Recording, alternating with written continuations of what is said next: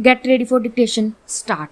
I congratulate him for his imagination, boldness, and taking very calculated step.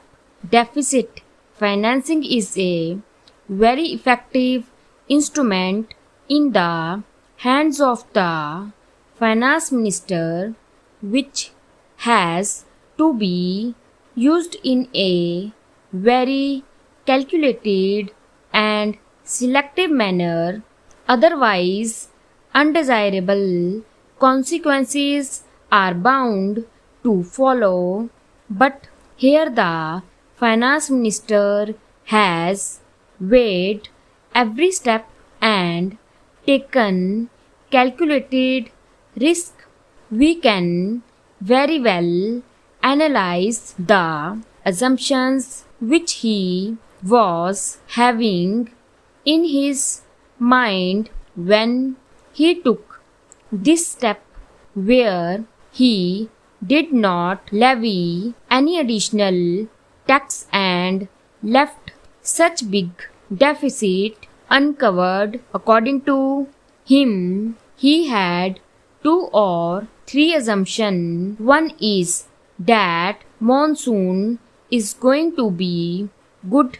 We will have normal agricultural production, and with the stocks at our disposal, with normal monsoon, with good agricultural produce in our hands, there will not be any big problem.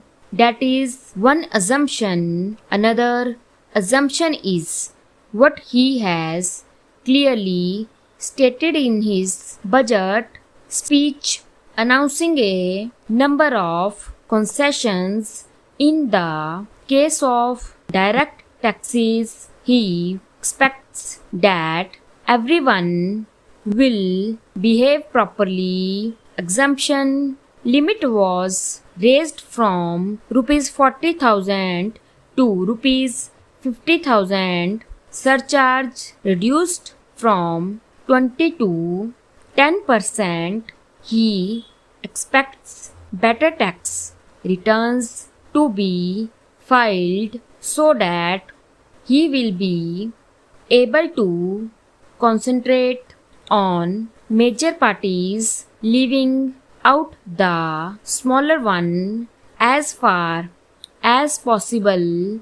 And his third assumption, according to me, is the incentive which he has offered to the industrial sector, thereby expecting that a proper atmosphere of investment and growth will be created. Now, these are the 3 or 4 assumptions on which he seems to have framed his budget proposals. Now, it is the people who have got the benefit, got all the concessions that the finance minister himself has offered without anything asking for the same.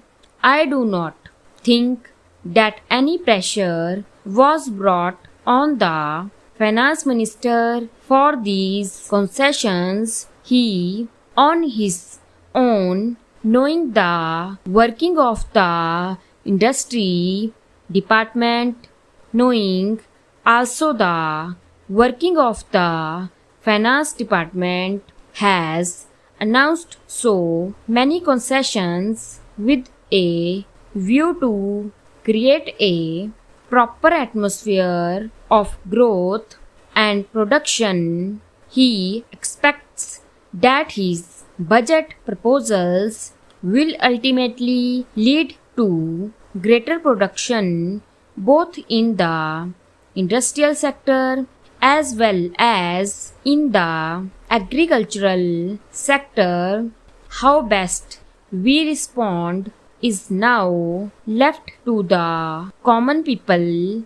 for whom he has announced so many concessions as a matter of abundant precaution, I have one or two suggestions merely for his consideration.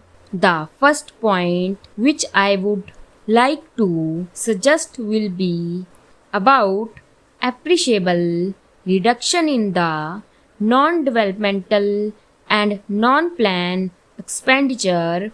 If this can be resorted to, a large number of schemes can be transferred to the respective state governments, stop